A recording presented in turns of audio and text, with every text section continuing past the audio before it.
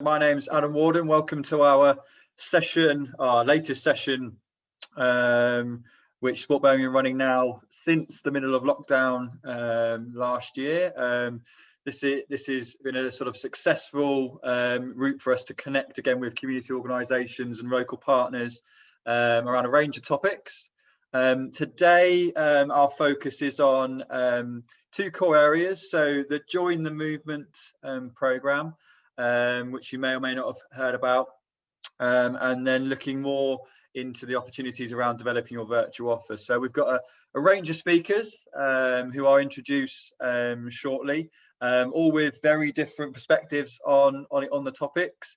And as I said, if you can keep yourselves on mute and put questions in the chat box, and we'll get to questions along the way. And as I say, Helen and the team will be jumping in with questions as appropriate. And yeah, we will be spending a range of time on each of the topics, and hopefully you'll find it a useful session. Rather than introducing all the team, I'm going to introduce them during each of their sections. I think that'll be easier. Just a little bit of a intro to the agenda. So we've got, it's quite tight agenda, but we've got Kiran from our marketing team and Arrti from our marketing team at Sport Birmingham, looking at some of the opportunities around Join the Movement and virtual activity. Then we've got three local fantastic women who are working in the community and have moved lots of their activities online over lockdown, and they're going to share their experiences with us. We'll have a little bit of time at the end for Q&A, and then I'm going to do a bit of a wrap up around some of the tools and resources available out there for individual. Well, I'll do my best as chair to keep to time, and I'm sure the speakers, I'm not going to rush the speakers, but I'm sure they're going to do their best to stick to time as well. And I'm going to pass over to Kiran to introduce herself, and we'll get cracking with the first presentation. So over to you, Kiran. Hi everyone, can everyone hear me, by the way? Yeah, great, thank you. Thanks Adam for that. So yeah, as Adam said, I'm Kiran. I currently work as a digital marketing officer at Sport Birmingham, and today I'm going to go through the campaign #BhamJTM. So as an organisation, we really want to get people active across the city, whether it's cycling to work, walking to the shops, you know, dancing in your room, doing an online workout. It's all working towards a moving nation. And we really want to focus on getting more people moving in Birmingham. And that is really what the campaign is about. So what is Join the Movement? Join the Movement is a campaign from Sport England helping everyone throughout the UK to find ways to get active as we deal with coronavirus restrictions. I know the restrictions are looking to ease this year, but we still feel that this campaign message can still be used throughout the up and coming months. So Join the Movement in Birmingham. So what do we want to do with the campaign? So we really want to localise that campaign and get that message across the city. So we're calling upon cities, activities providers, clubs and community organisations to get involved in the campaign. Yeah. So why should you get involved? So the reason why you should get involved is there's so much great work going across Birmingham as activity providers, clubs and community organisations continue to support our communities to get people active and stay active. So we really want to use this campaign to shout about what you're doing to support our communities and help and motivate our communities to stay and get active. So how to join the movement? So there are plenty of ways to get to join the movement and get involved in the campaign. So we actually have produced a toolkit and assets for organizations to use. So you can use these internally or externally. But we also want to hear from you as organizations and your participants, either through video, images, or case studies, which is all, it always is discussed in the toolkit. So read the toolkit and let us know if you have any questions about that. And our goal is to share your stories through our channels to showcase all the great work that you guys are doing across the city. And yeah, that's our biggest goal. Next. So the toolkit and social media assets. So after the session is finished, we'll send you all the toolkit and assets for you guys to use.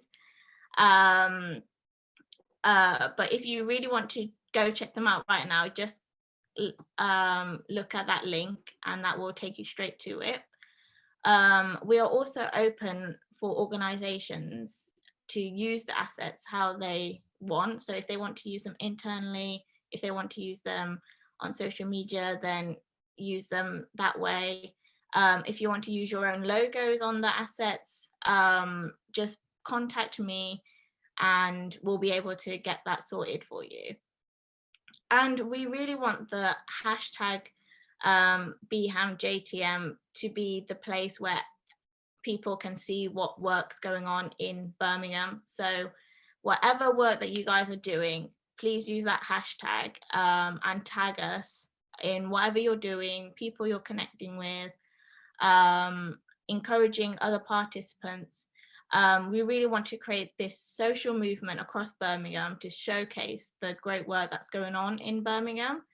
And yeah, we really want that hashtag to be used on social media, so Instagram, Facebook, and Twitter. So whenever anyone clicks on that hashtag, people can see, and it will come up with all the organizations and all the work that's going on in Birmingham.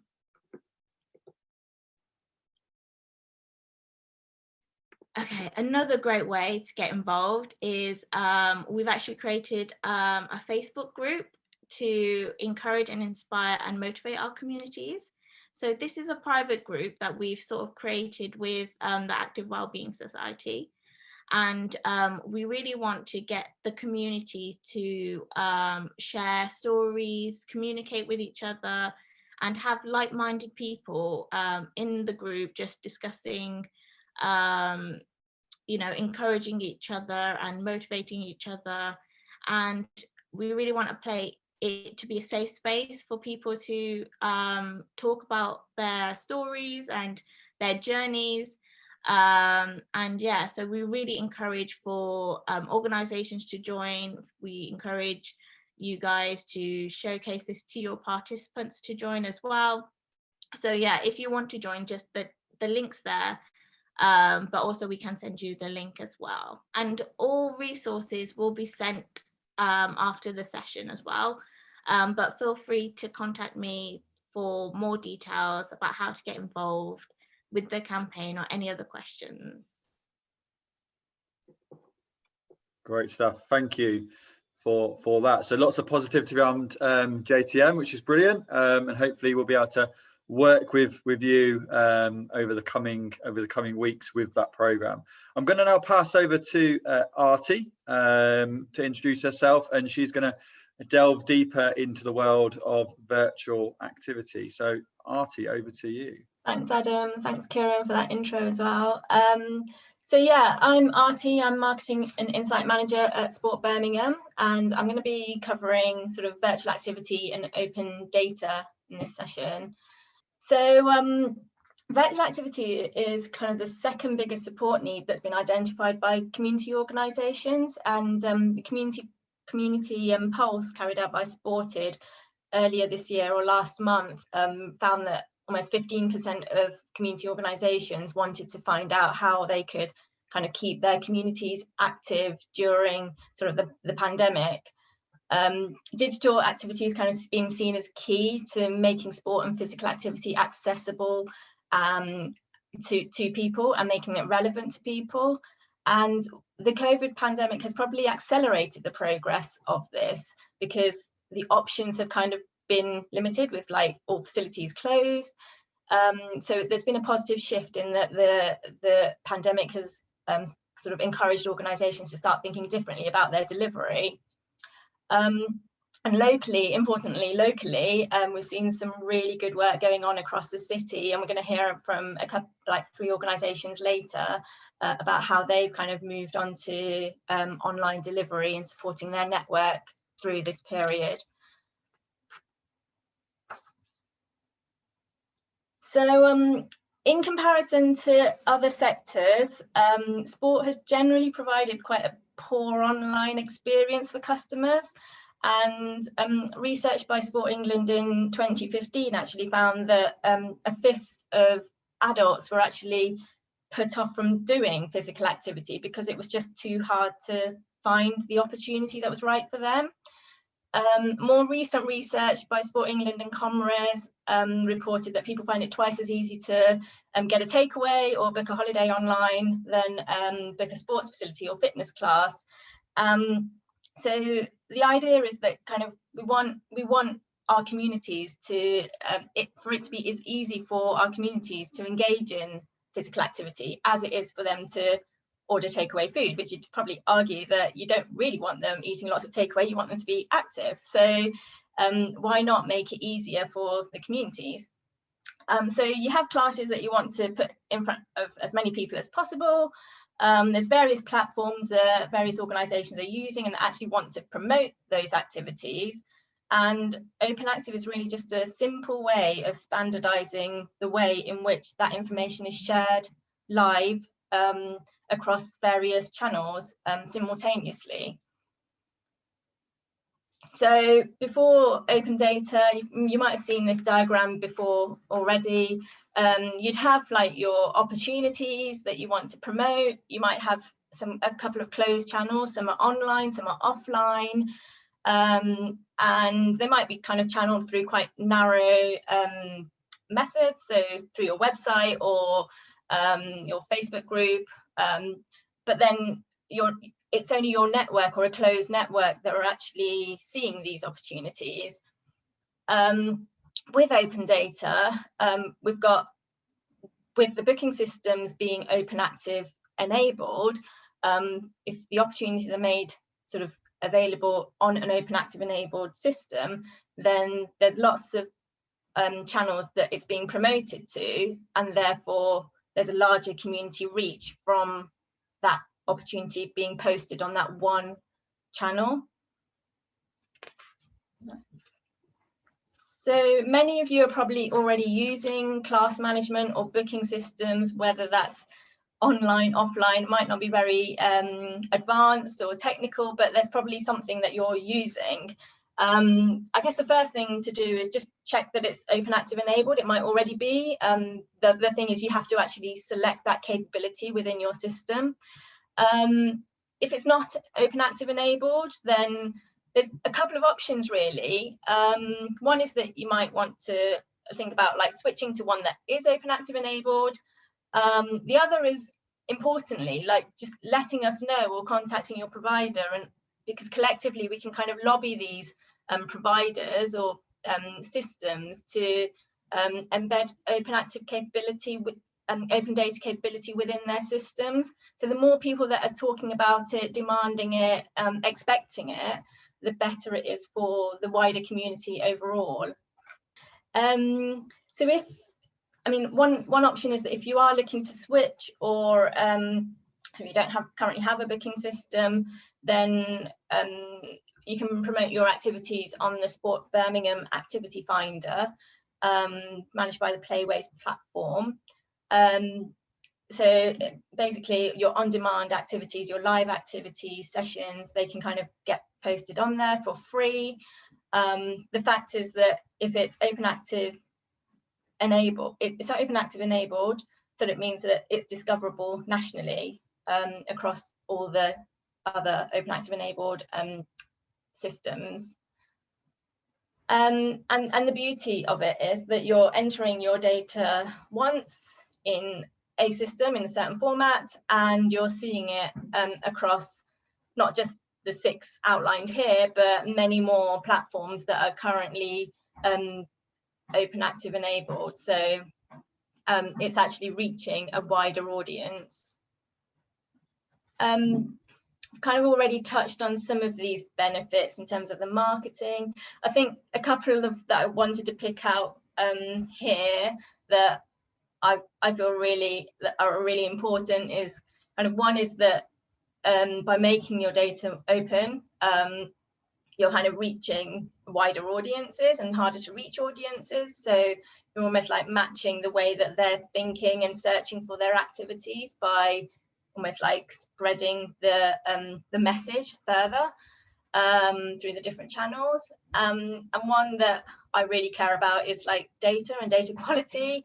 So if you're entering your data once, it's updated everywhere. You're not entering it in multiple locations, and there's no it's not prone to like error or time lags. Even once you've updated it once in one system, it should kind of appear across all the systems simultaneously.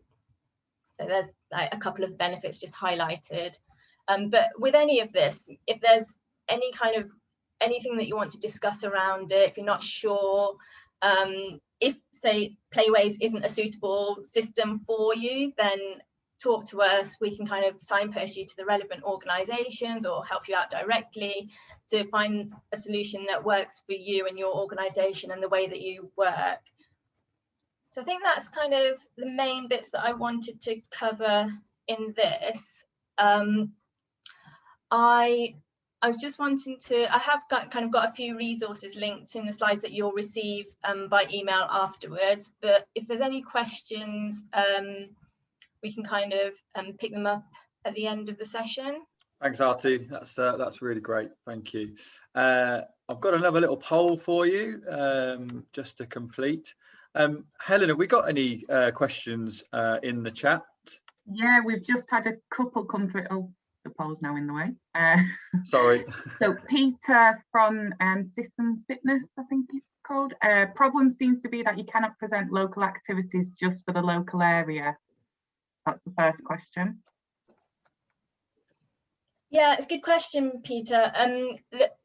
My understanding is that you can actually close the geography as well within any sort of search capability. So if it is that you just want to promote locally, then you can actually select to just promote it within a certain geography or postcode area.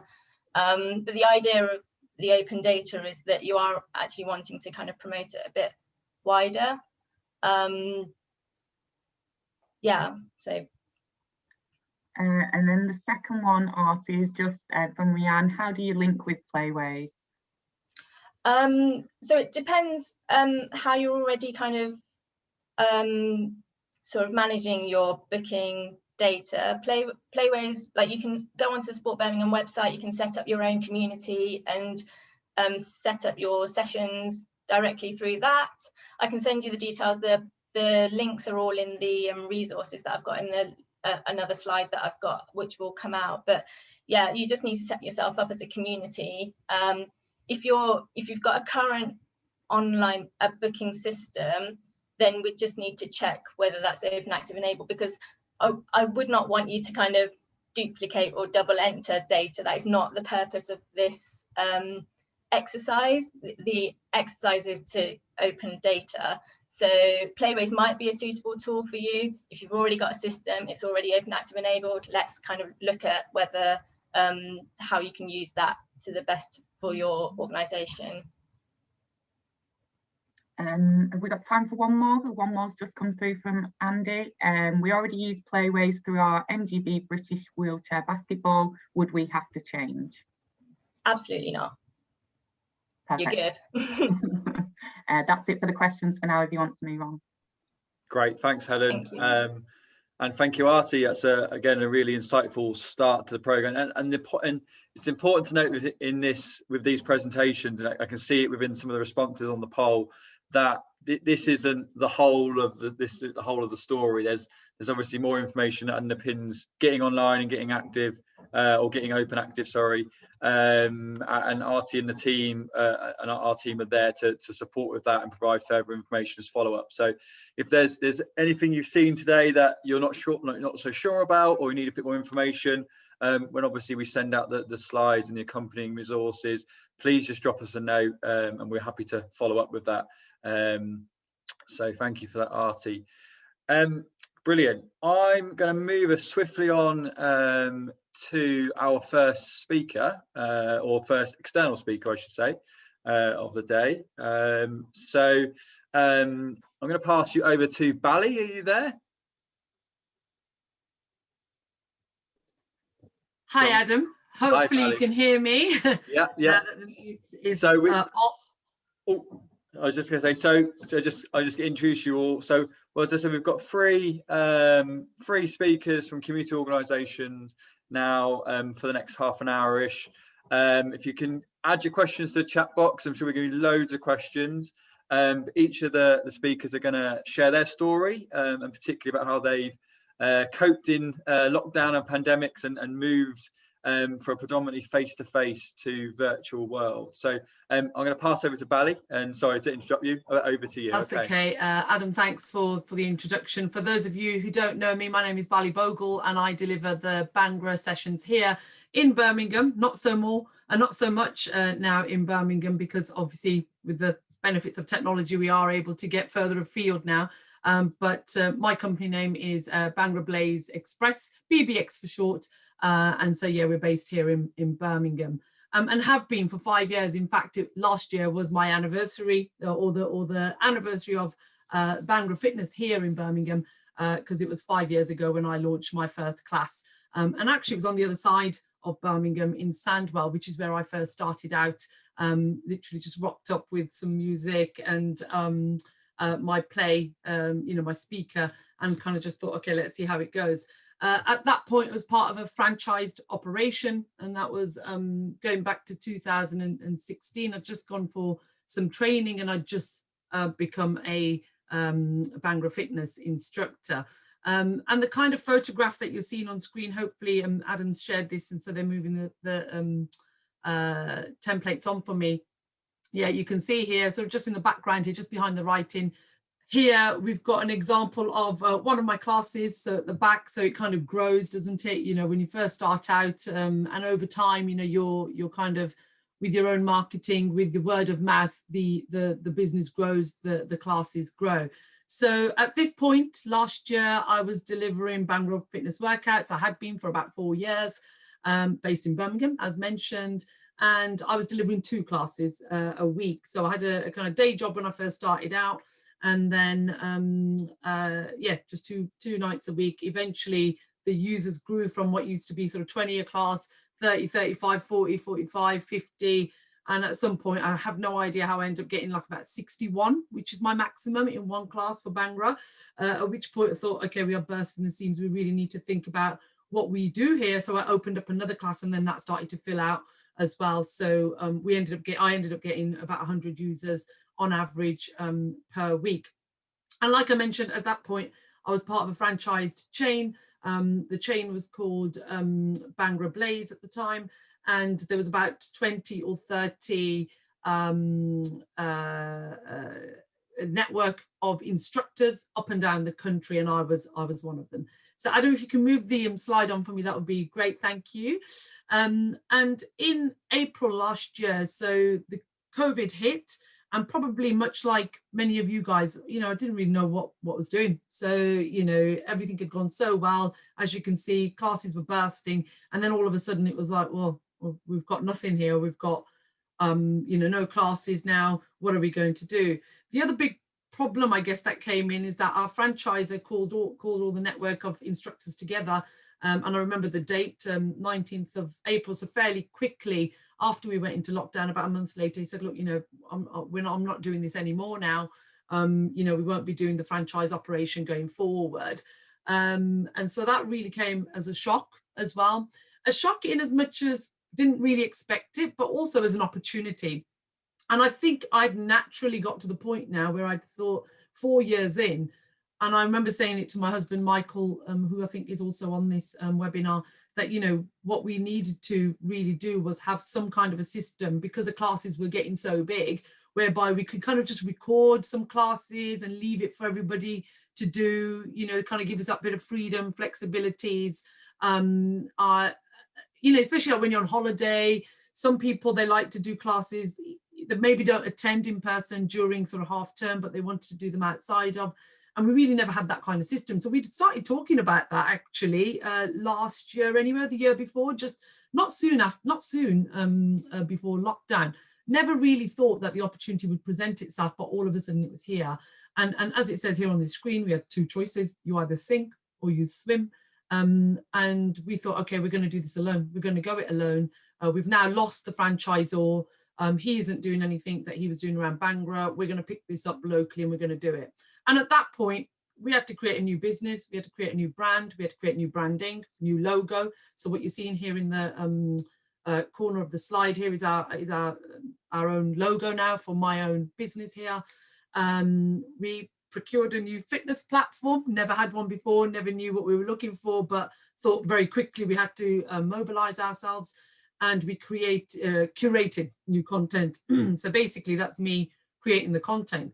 There was a big problem in that, well, if you don't have the space, where do you create the content? So we then, well, Michael kind of re-kitted out all of our conservatory, and we had a whole heap of sort of new roller banners done and new backgrounds done for the fitness studio. Now I refer to it as, because it's just now a complete and utter fitness studio. That's all we use it for.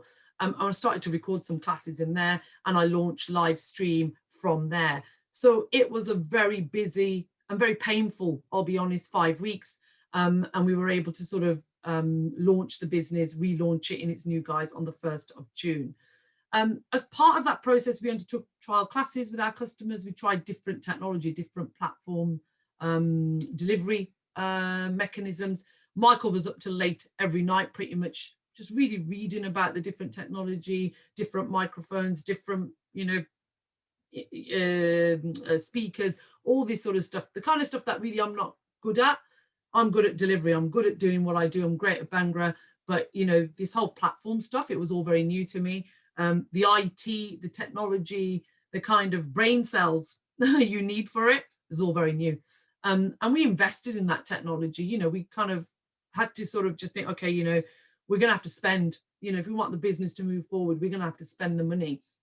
And you know, this can be a bit of a hindrance for new providers starting out, you know, if you don't have that startup cost, that initial outlay. So that can be a bit of a barrier, but we'll talk about barriers shortly. So we invested in the technology, skills as well. So a lot of development in our own skills, video skills, filming skills. We got so many workouts wrong at the start to get them right. I'm not even joking. One of my workouts was recorded right from start to end, and my head was cut off because a camera tipped, and we didn't even know that was the case until we saw it afterwards. And another one, it completely filmed in fast forward mode. So I was like, I'm not talking like that.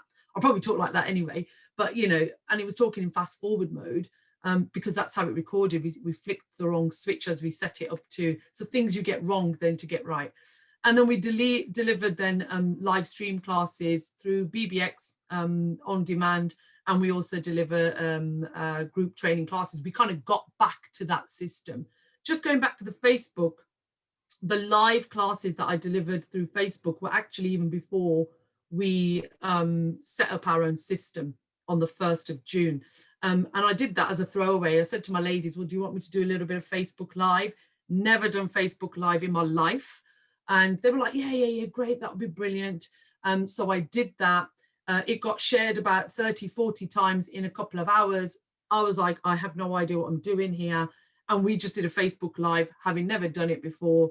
God knows how many participants. Michael and I even did a Bhangra Reggae one. We had 80, 90 participants, you know, but it was one of those things that, you know, we found that last year was very much about doing things for the first time, and the fear is there, but you literally throw yourself into it, and you're right, like you have to feel the fear and do it anyway. So it was kind of, you know, that way. It sort of you learned as you went on. In terms of challenges, I mentioned challenges earlier. So the first challenge is shoestring budget. Who has, you know, loads of money lying around to rebrand your business, to buy new kit, to invest in new technologies, new platforms? But we had a shoestring budget and we had to make it work. You know, everything from a new website to new branding, new logos, everything, new studios. You can see me in the background there, new skins, everything. Lack of time, people and resources, just myself and Michael at this point. There was no, can you call it safety of a franchise? I don't know. Are you ever safe now with a franchise? Have they got your back? Do they support you in terms of, but you know, people have to make their own decisions and you make your own. So we were never thinking, okay, what were those olden days like? We just thought, right, there's two of us. We're going to have to now increase our skill set, increase our knowledge, increase the use of our time. And we worked like crazy for 6 weeks, back to back, 12, 13-hour days to mobilize this new business so that we could deliver on demand, deliver live stream, deliver in any real which way we wanted, in any kind, but really to try and increase our reach, and sales and marketing. So that was always going to be the big challenge. We knew we had a good stronghold here in Sutton Coldfield in Birmingham, but if you look at it, nobody really knew us outside of Sutton Coldfield, Birmingham. So how might we then look at the sales and marketing? And then homeschool. Have to mention this, I don't know if any of you have suffered the same, but trying to work 12, 13 hours. We also have another business as well. So we were trying to keep that, all the plates spinning. But yeah, if I look back at the first lockdown, I know that people are suffering more this lockdown, but me personally, as a fitness instructor, as a fitness individual in this industry, I struggled more in the first lockdown than probably what I ever have in the second or the third. And a lot of that has to do with the fact that we had something out there, we had the offer out there, even though it was, if you like, your kind of minimum viable product, your MVA, we had put something out there. Okay, next slide. Thank you, Adam. And then, so this is the last slide, I believe. So now what are we looking at? You know, benefits of putting all of that hard work, of putting that investment in, financial and non-financial, really working it out. There was no manual for this. You just had to work it out. You just had to roll your sleeves up and just read and try and trial, get things wrong, get it right, and just keep at it. Now the benefits include, well, we have no geographical boundaries. You know, live stream, we've got Bangor users now from Woking, Southampton, Wales, up north in sort of Sheffield, Bradford way.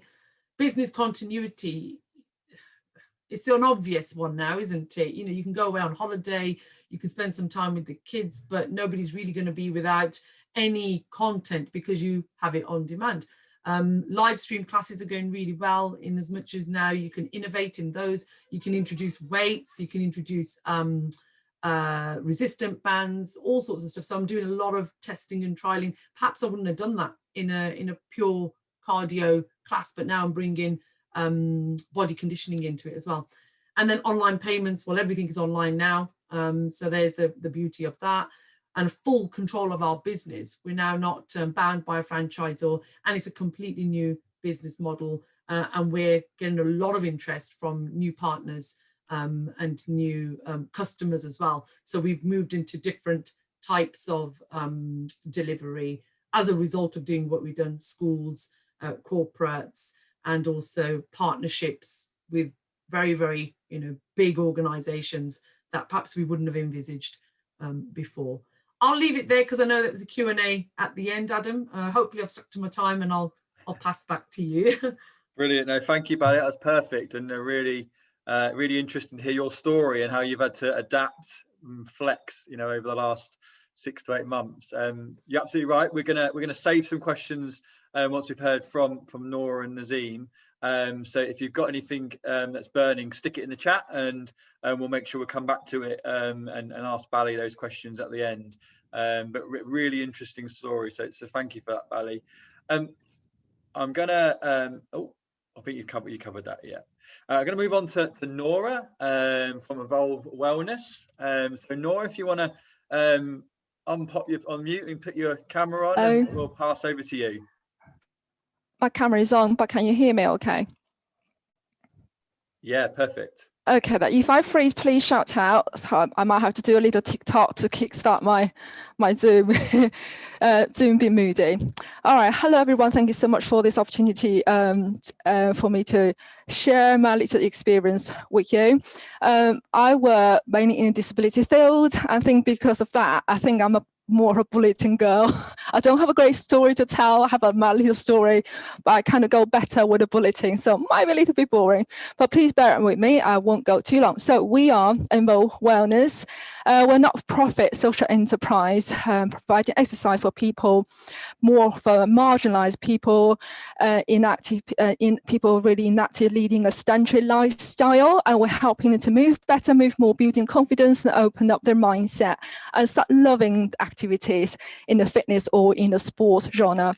I'm known as the person who mainly does box exercise for people with autism in the community, and like Bally, I started 5 years ago on my own in my local thing. I've spent all my money, bought all the gears.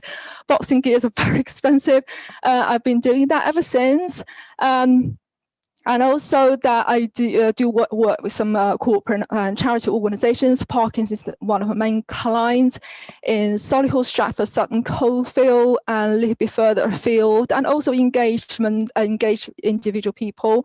At the busiest time, I think a couple of years ago, busiest time was I had about 80 people in the morning, and I get to see them every week and see different source conditions, gradually develop my practice with dance.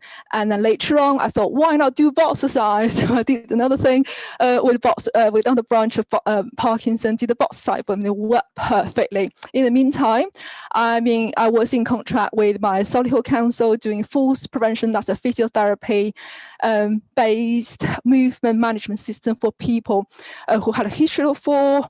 I'm there to help them reduce fall and gaining more independence on their feet. So what impacts COVID had on us? All carpet pulled out, so I had no business. When that happened, everything we did was in persons, and it had to be seen, had to be touched, had to be felt and coached.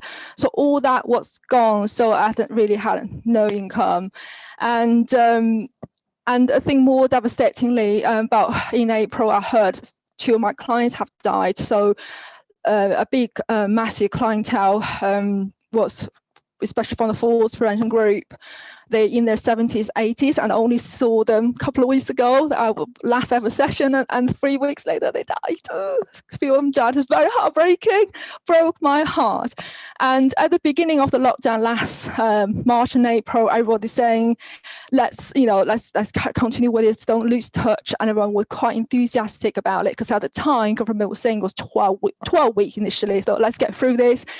And gradually that enthusiasm dwindled off. So client becoming disengaged, and it was very hard for me personally to understand the impact it has on people, not just physically but also mentally.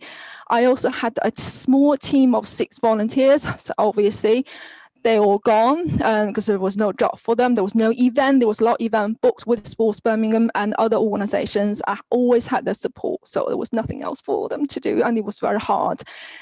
So there you go, strategy pivot to navigate around challenges. I don't know how I pulled it through. I just thought, let's just maximize my limited resource and see what I can do with this. There was lots of crying at night. And I probably need another Michael from Bally, because I had no one. I just did myself, and I did homeschooling, and I'm a carer. The whole reason for my business, because I'm a carer for 2 people at home. So what challenges? I was everywhere, banging on the door, ringing, emailing people. My existing clients said, don't give up, please don't give up. But what I found with the elder generation, they just refuse to engage. If it's not themselves getting sick, it's their husband or wife, their mother, father, and then they just have huge, massive impact on their mental health. Without all this, they were already in their senior age, they're already having physical impairment, and now the COVID, everything else, it's just disengaged. They just don't want to be engaged with me at all, even though they were loyal. There we go. You're back there. Going back. Okay. Sorry about that. So I still had a limited access to my community hall. So I just went in there, I just did a few videos. I didn't know what I was doing. I just did it anyway. And I started doing the I started to kind of move my session online on Facebook group because that was the only thing available for me. Again, I was very uncomfortable with presenting, but at least it was a closed Facebook group. And also to try out different things. Many other people, celebrity people, influencers, they jump on board to do the free things, and that same as many fitness instructors did a lot of free things. I thought I'd try that anyway. There's nothing, just stay visible, really. There's no harm. I was doing that. I wasn't doing that for long because I saw no impact. There was no point doing that. So I had a bit of low. I could not look at my business for about 7 weeks. So Bot Society was something I really protected. I could not look at it for about a whole 7 weeks. Until it was about in June. I think in June it was a mental health awareness week, something like that. I thought something triggered in that.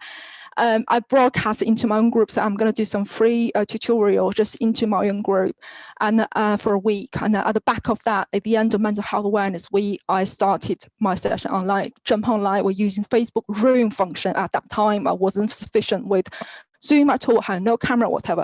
I just used my laptop. Using the room function, you pay what you can, just donation. I'm not for profit. I'm not here to make money at all. I want to give you things free, but free thing didn't attract people eyes on me. So I just want you to donate. I help, and I feel I can sleep better at night.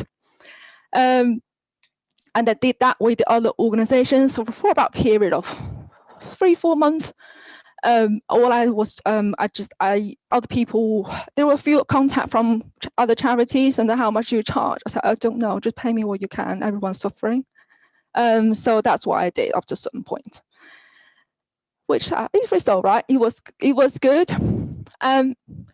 Like Bally, we had to learn and read and do whatever about social media, about technical things. I did everything DIY-ish because I need to learn how you work in the way, just the way I did my business, and I soon realized what my weaknesses are and what made me vulnerable, what slows me down, and it's homeschooling. So I thought, I can't do this. I'd rather throw everything away. I just feeling myself going back down. So I kind of ask my WhatsApp group, my volunteer group, so who can help me, please help me. So one of the girls, bless her, she was 16, she's 17 now. She obviously at school, doing school at home, doing nothing. I said, can you just try? I saw a little flyer. Can you just copy that and just see what we can go with it? And so for a little job, flyer design would take me 3 hours. She did it in 30 minutes. I was so gobsmacked and I felt really dumb. And then, since then, I just asking her to do my graphics and yeah, so she's been helping me ever since with a video editing as well. So she's been a great help. And also in the meantime, I had to seek some additional funding if I can access. So Sports Birmingham been helping. Thank you so much. Yeah, what's next? I think I've covered this bit, Adam, thank you. So what have I learned? Embrace technology. We're here for the long run. I've accepted that. So I've always constantly update and my technology within my budget. Not everything newly released will be suitable for me. And stay authentic with my brand ethos. So it'd be great to have 80 people in the week like Bally, but mine is very specific. I really need to drilling on impact and movement generations for people and staying engaged. So I need to keep my scope very specific and small. And obviously stay in touch. Again, it's still a challenge of mine. I still do, but my client dealing with overwhelm. The people with disability that they're dealing with, they're fighting with the educational system. So exercise is usually on the bottom of the list, and I'm here to try to hustle a little bit, and just sometimes it works, sometimes not. But I need to stay in touch in every shape or form, messaging people. Go at my own pace. There's no one size fits all, just like exercise in my demographic. Whatever I do work for one client, you would not work for others. Just had to pivot and adjust. It's just my intensity of the communication with my people could not all of them wanted to do exercise. They wanted to stay connected, feel supported emotionally. So that I also do for them as well. And I try not to compare with other people. There's no point doing that. And the last one, also protect, as a business owner, small business owner, to protect your own mental health and stop scrolling and do PE with Nora. And I got that recently from my Exercise on Demand elders members. And she said she does PE with Nora every day when I sent her videos. So that was quite fun. So that was very positive to keep her going in her 80s. Okay. I think that's the end of it. Thank you so much, everyone, for your patience. Any question, please don't hesitate to ask me in the end. Thank you very much. Thank you, Nora. That's great again. So much resilience from yourself and Bally, you know, in what has been a difficult time. I think sometimes we can forget that, you know, we're trying to get our participants active, but actually we've got to look after ourselves as deliverers and activity providers ourselves. So thank you for your honesty, I guess. You know, you've had some challenges, you've had some ups and downs, and you've come out the other end. So thank you for that.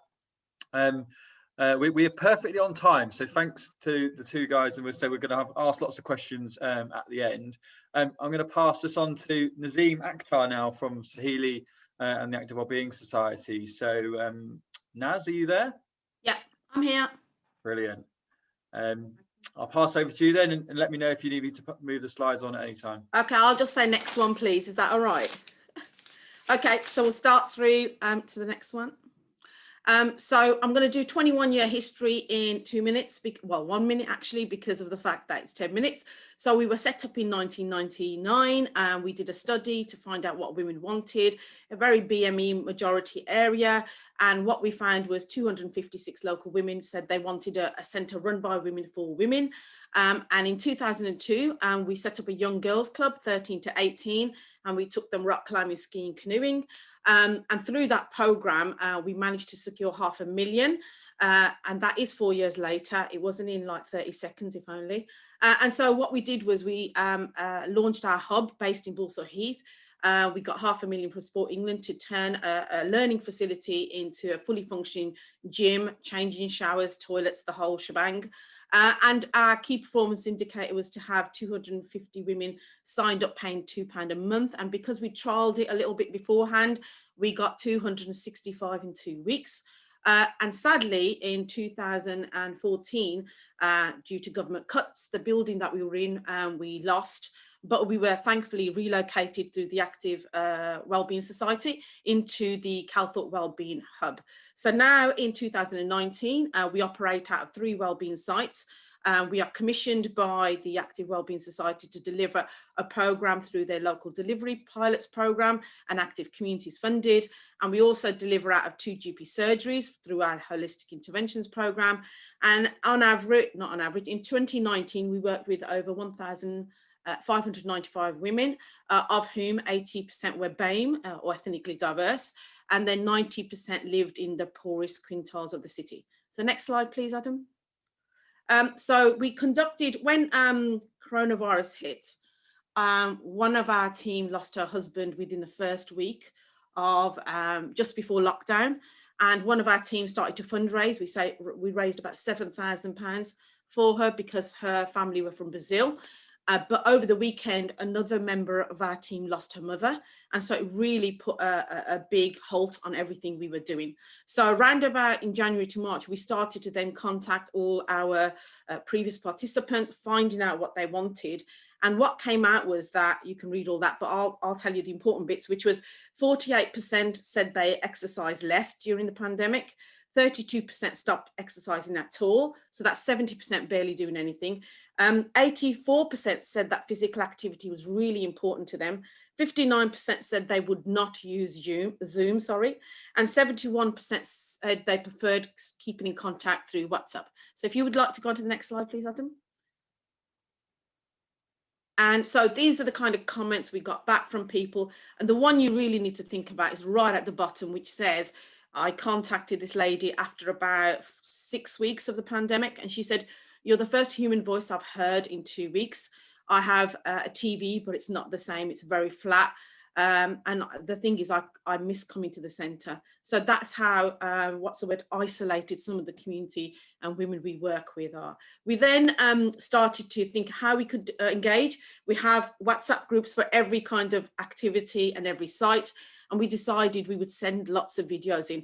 And if you look at the donut one, the funniest thing is that's our most popular video, and it was sent during Ramadan. So that's like the funniest thing for us that we always talk about. If you want to move on, Adam. One of the things we did do from May to June, we have a huge cycling club. And what we challenged all the team was to get people out, because obviously people thought the lockdown was for about 3-4 months. So around about May, June, we set a challenge to the cycling club and said, please go out and take a picture. Cycling UK challenged people to do 7 days where they would cycle. So some of the women obviously don't like their pictures taken. So what we said is, wherever you go, take a picture of that cycle outside, that bike representing where you are. And from that, it really rolled. So we had 1 or 2 sent pictures, and then all of a sudden everybody sort of almost competed and sent pictures. We've got a little, if you go onto the Facebook page, you'll see a lot of videos that they put together. But what it did do was galvanize the women into wanting to do something. So that was a really great way. And that quote there, so many women then said, I'd wish I'd learned to ride when you gave us that opportunity and we didn't take it up. So do you want to go on to the next slide, please, Adam? So what we decided to do is we would, as soon as lockdown eased, we thought we'd like to look at delivering in the parks that we had our wellbeing centres based in or close to. So we worked out of Handsworth, Calthorpe and Warden Park. And so Warden Park, we deliver out Saltley Wellbeing Centre, but the nearest park was Warden Park. So what we decided to do was set up bubbles of activities. Next slide, please, Adam. On Tuesdays and Thursdays at Calthorpe Park, you could come in and take part in these activities. And just to be clear, what we did is we rang all those people from the survey who said they would be interested in doing something in bubbles. And as you can see there at Calthorpe, we use the parking bays where the cars are usually to sit chairs to ensure social distancing. And what we did is we had someone who would always be the bubble protector, who would then ensure social distance at all times happened. And then also we made sure that all the team had some training about dealing with people in the virus. The great thing about this was if we invited 6 people to a bubble, if anything happened, we only had to contact 5 other people. And that's how we based our premise. So if you want to quickly move on, Adam. So we did the same in Handsworth Park. And then we did the same, if you want to go on to the next slide, into Warden Park. In Warden Park, we've taught over 400 women how to ride a bike through all our activities that are funded through the Active Wellbeing Society and Active Communities. So we had 135 unique places. We ensured that we tried to build a bit of the physical activity and exercise. But the key thing I didn't mention is when we first started, when we set up a Zoom session, we only had 2 or 3 people who would turn up. So we abandoned that right at the start and then stuck to WhatsApp videos. And then as soon as things eased, we then put on the bubbling activities. Okay, Adam, next. So what we had was, during the bubbling activity, we had, I just got the figures down here, 687 women were invited to the activities, 483 attendances, and it really developed a kind of a way of how to re-engage, but in a safe and socially distanced way.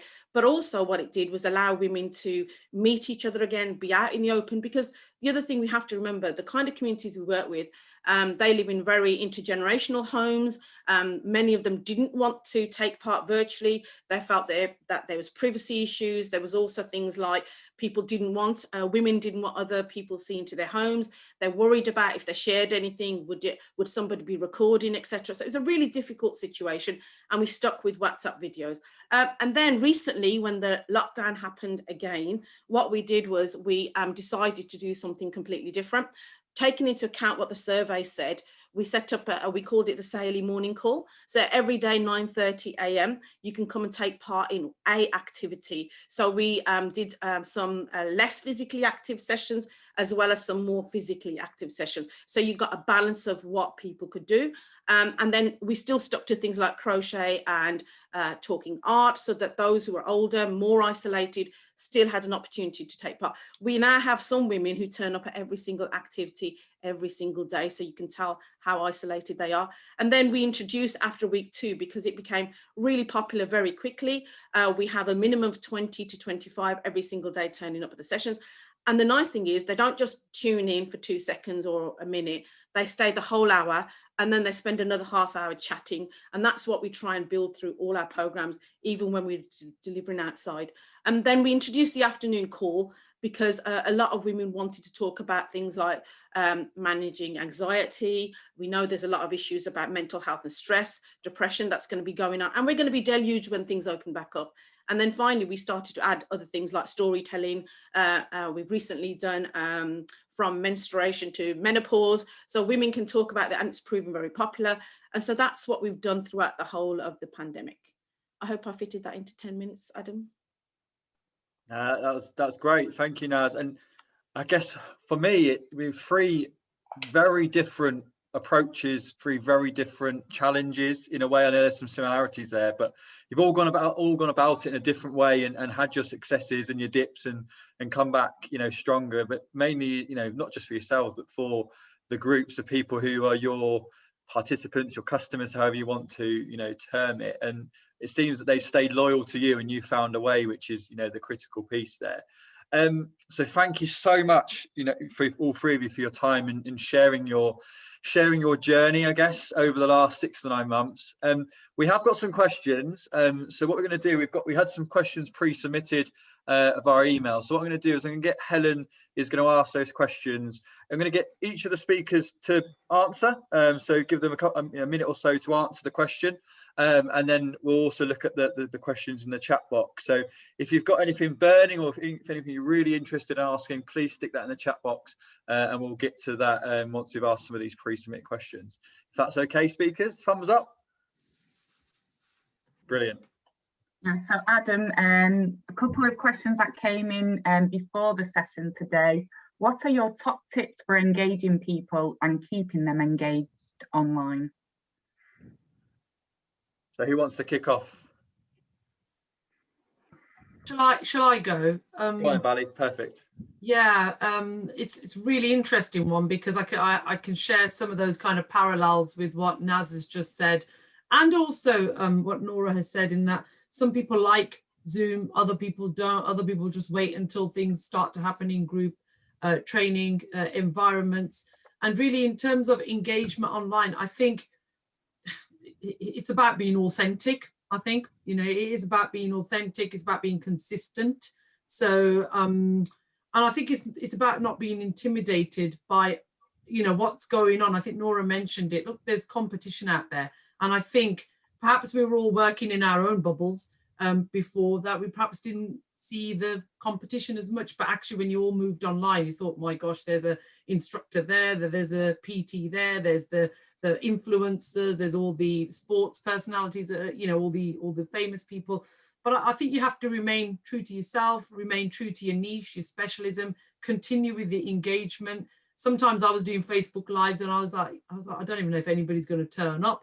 But actually what you found was that because you were consistent every week, and you set the sort of standard for yourself, actually people understood that, yeah, she's got a standard, she's going to be there at that time, we will join her. And then actually you had your regulars turn up.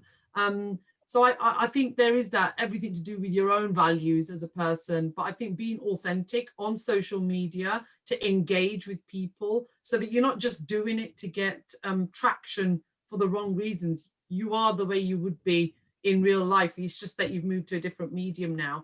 And whether you are engaging in real life or whether you're doing it online is to maintain, you know, your stance on what you stand for, your values, your kind of branding, and allow people to kind of engage with you. And obviously just make your content quite, make your content engaging. You know, from my perspective, I don't take myself very seriously. You know, so if I am frightened because I'm about to do a Facebook Live, I sort of say, right, I'm about to die here on live, probably right in front of you.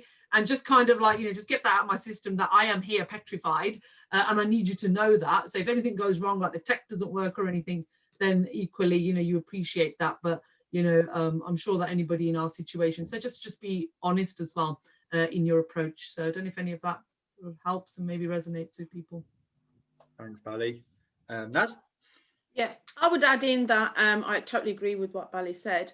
I would agree. I would also say, sorry, that for us, the thing that makes us work really well is people build relationships through our activities. So they may start off wanting to come to cycling, but about 5 weeks in, they don't come for cycling. They come for Shamim and Yasmin and, you know, Stacey or whoever, and it becomes a thing they do together.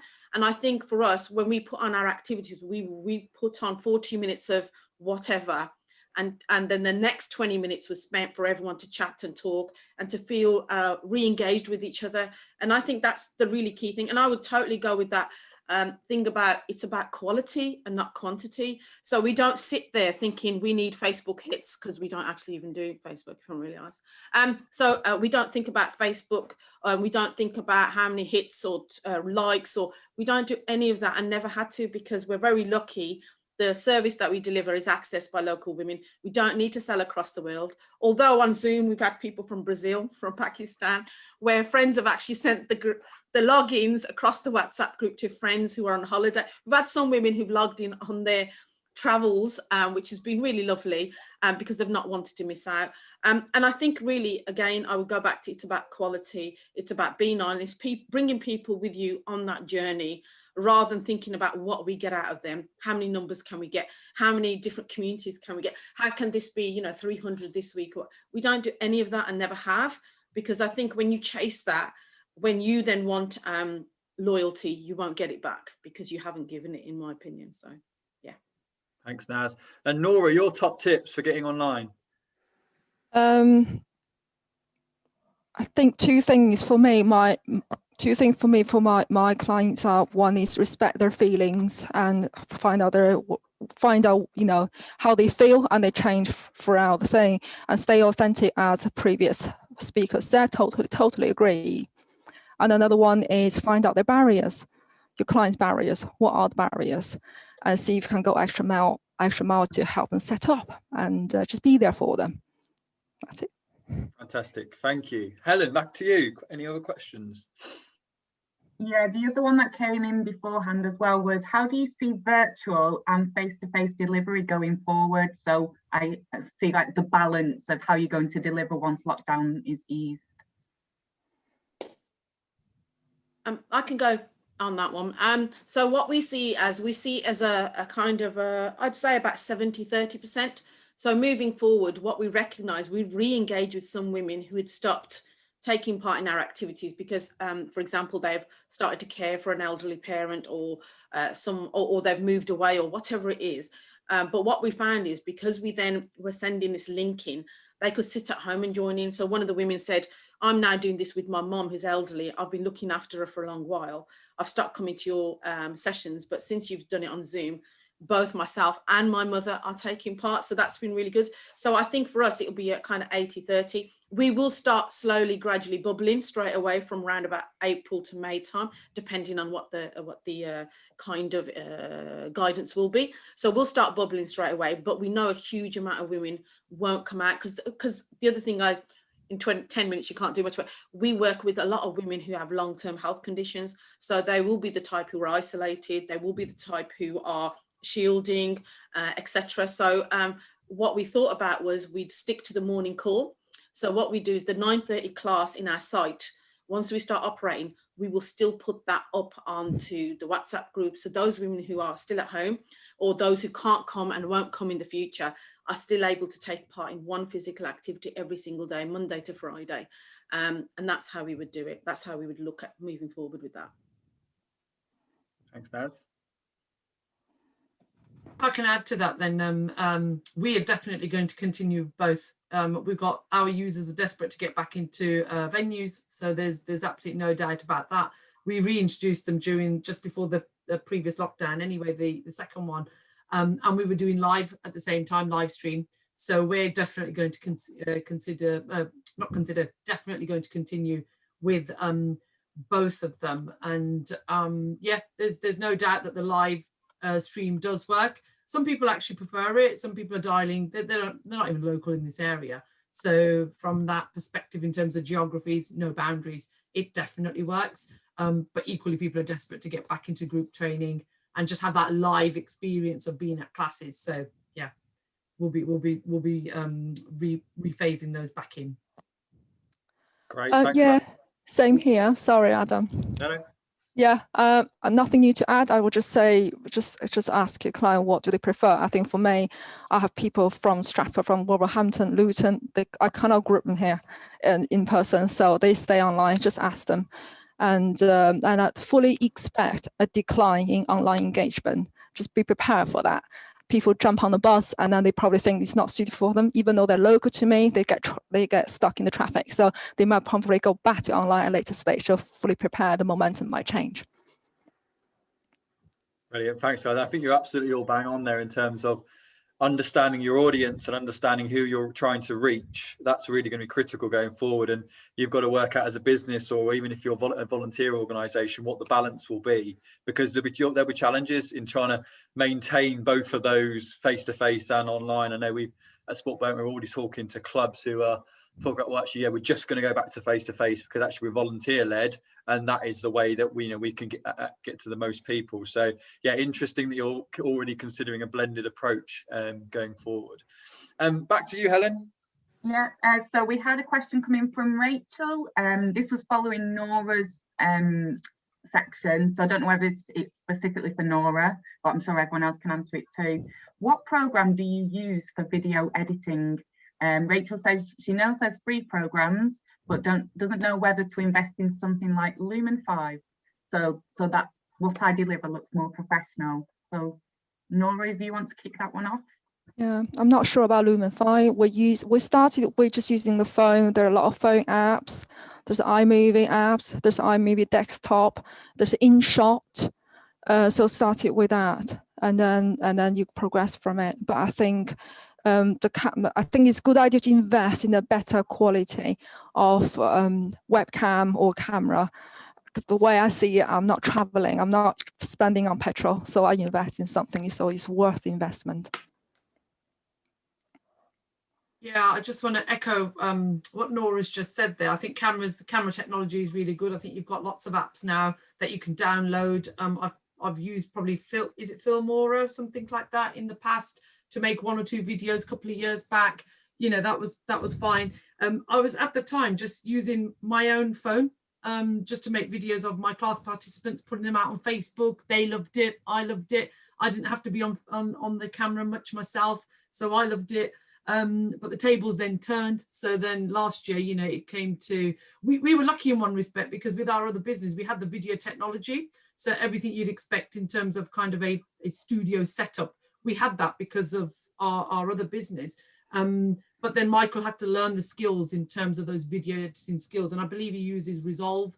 And then there's Handbrake as well, which you can look at. But the only thing with those sorts of software, less so than the apps, you actually have to have, you have to learn those video editing software skills. So that can take some time. Whereas I know that these apps, they kind of help you to do it quickly. I understand that TikTok now as well, that can help you to create your videos fairly quickly, fairly efficiently, and they come out quite well.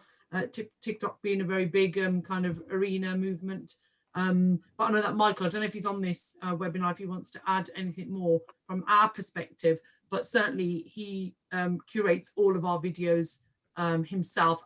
So we do it in-house ourselves, but because Michael's learned how to do it and use the 2 different software tools that we use, the 2 that I've just mentioned. Can I? Oh, there you are. All right, yeah, just very, very quickly. Yeah, we use DaVinci Resolve.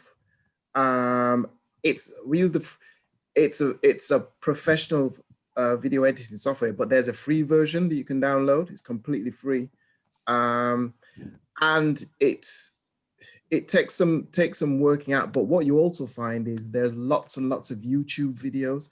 In fact, with all the video editing software, there's lots of YouTube videos that you can actually use to learn how to use it.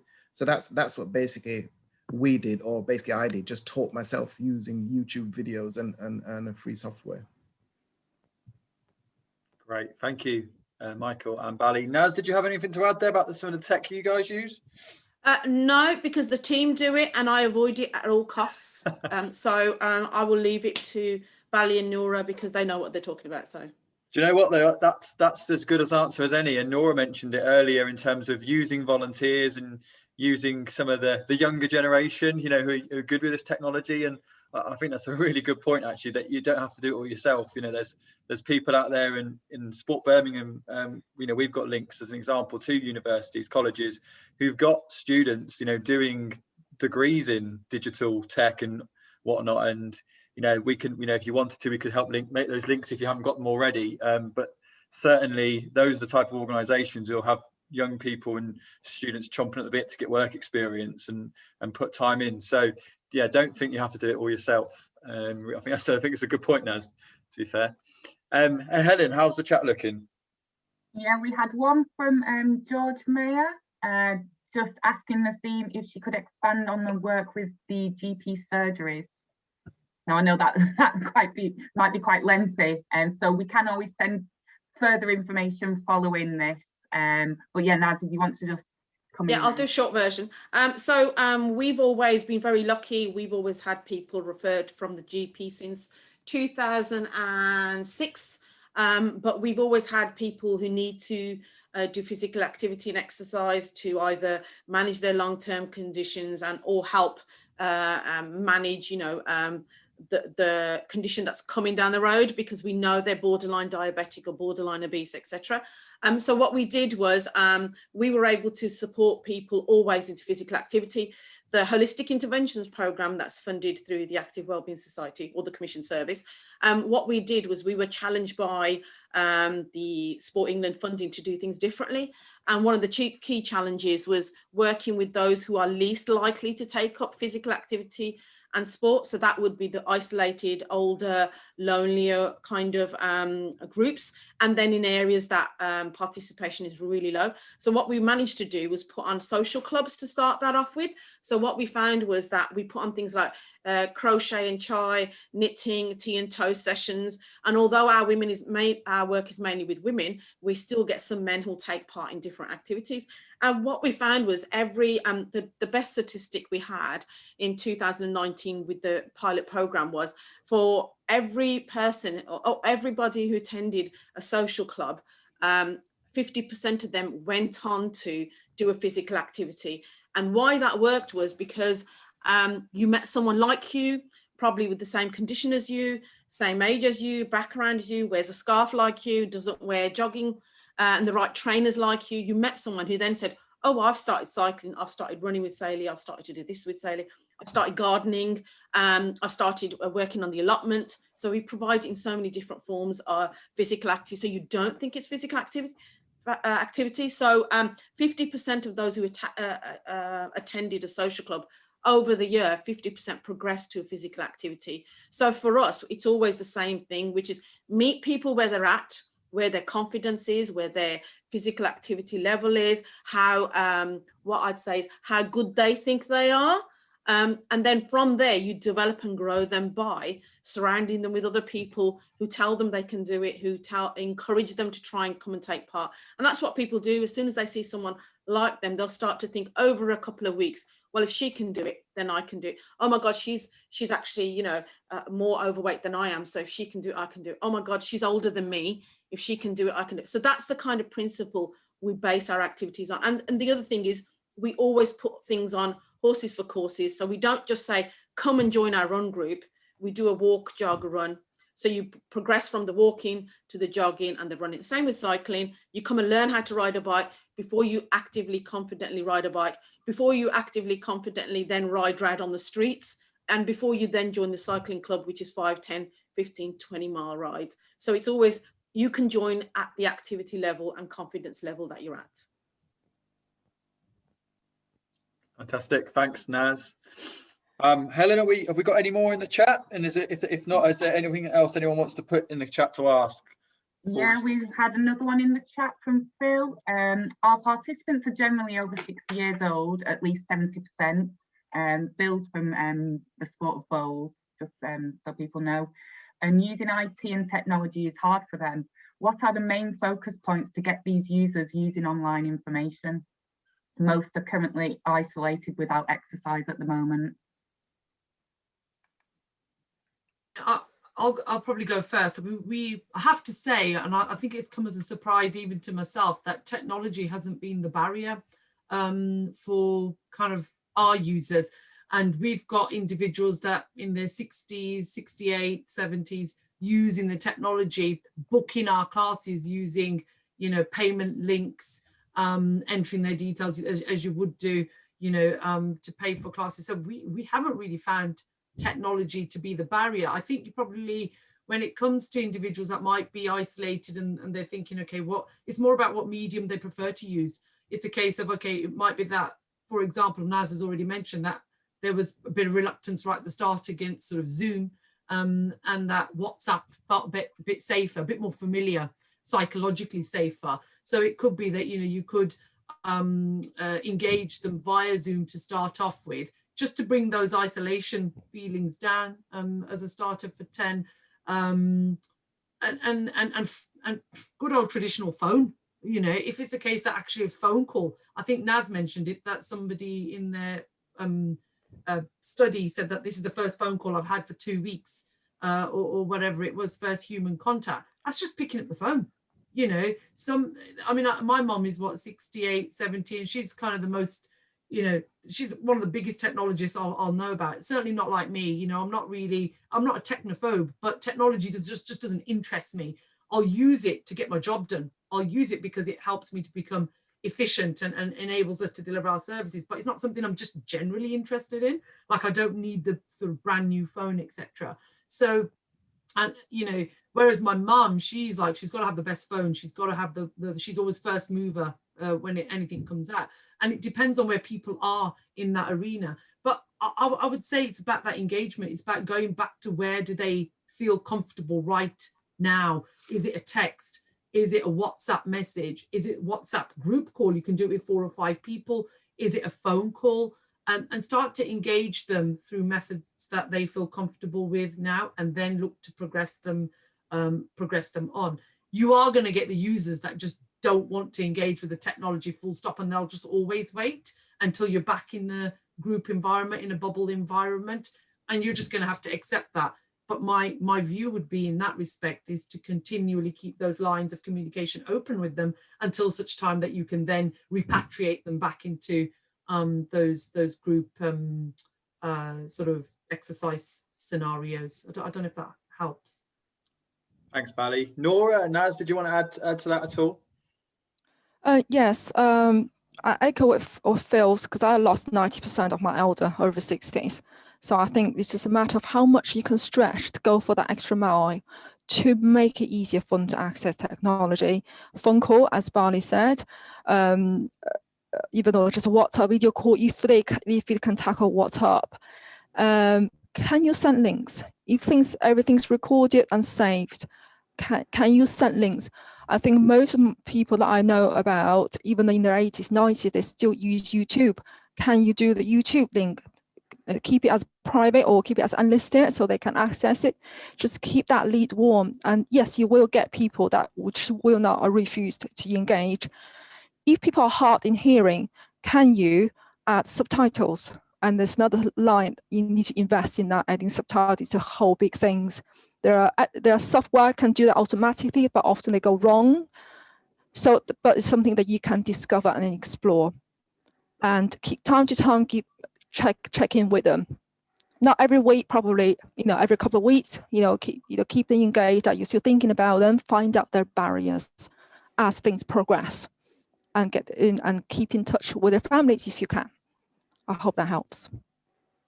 Brilliant. Thank you, Nora. That's a really good point. I think it's going to your audience, and that's the critical point here, isn't it? Finding what suits them.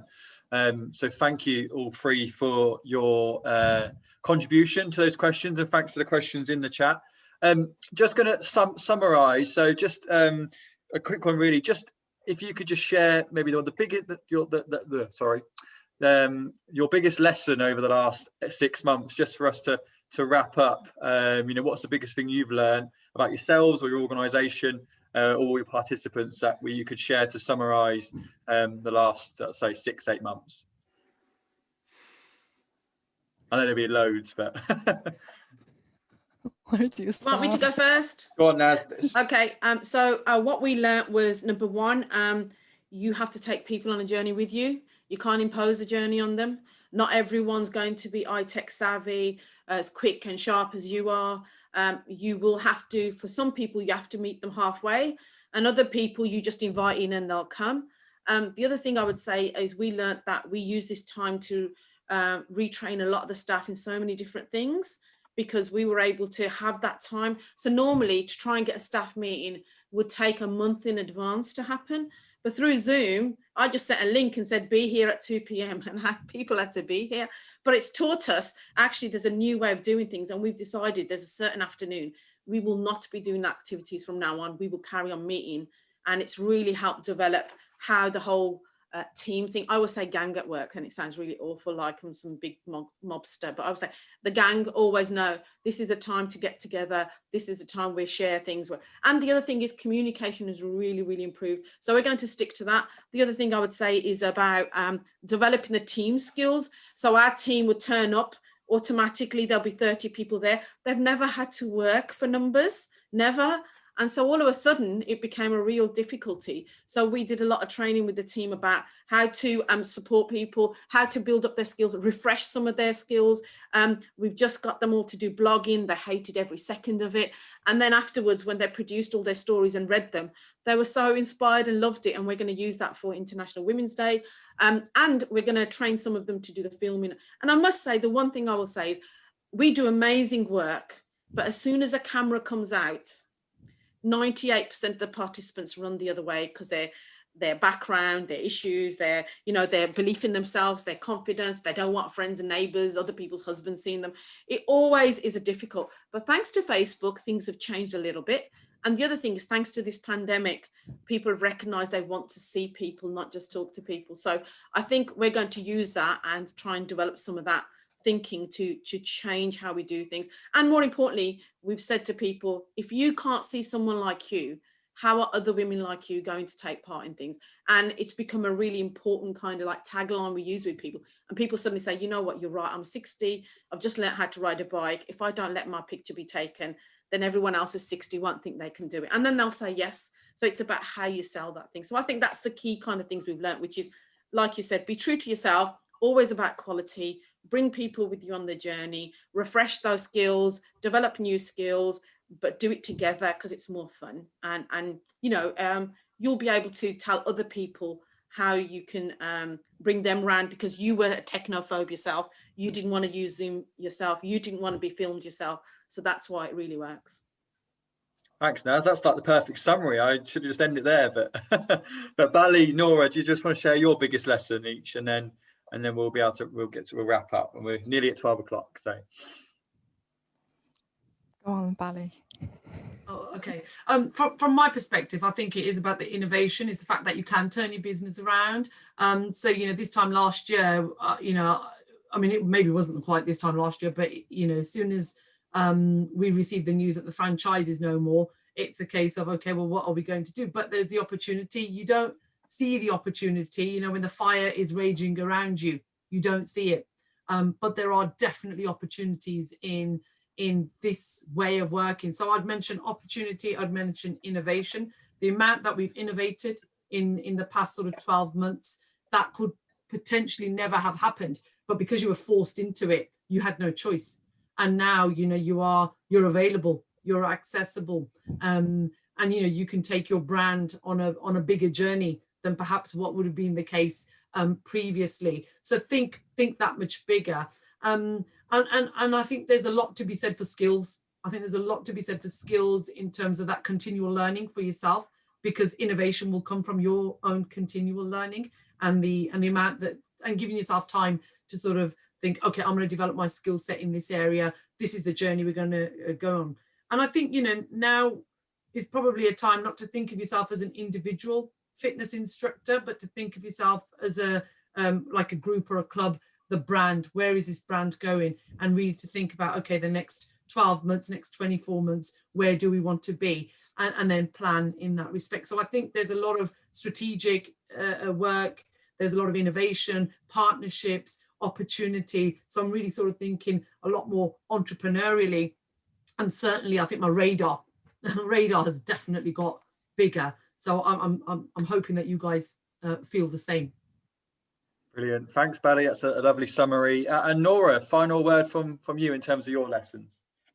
Agree with Naseem and Bally. I'm just saying opportunities there for you to embrace, but do check in, take time to check in with yourself. In order for you to deliver optimal service, you need to be at optimal level and in optimal health. So check in with yourself. That's a great point as well. Just to finish off on that, as you say, critical to make sure your well-being is looked after as well in these strange and difficult times. Thank you so much, Bally, Nora and Naseem, for sharing your journey and your, I guess, role in the pandemic and how you supported yourselves and also your participants. It's been really insightful. I've really enjoyed listening to it, and I hope everyone else on the call has as well. As I said, we're going to share all the notes, all the chat and the presentation. There's some additional resources that we'll be sending out, and most importantly, if you have questions, and please drop us an email, and we'll come back to you. Obviously, going right back to the start of the session, we're really keen for people to join the movement, and we really hopefully that everyone on this call will look to join our Facebook group and start sharing their stories and sharing some of what you found out there. And hopefully you've heard today some stories that make you feel a bit more comfortable in what you're doing is the right thing, and you're not too far off track. Or if you're just starting out with some of this stuff, that there's you'll know your comfort that you can do it. I'm just going to share one more poll just as a bit of reflection on today. So if you could just answer that, and then thank you very much, and you'll be welcome to leave. And that's it from us. So thank you to all the speakers, and thank you for everyone who's attended today, and have a good rest of the week, and I hope to speak to you all soon. Thank you very much. Thank you. Adam. Thank you.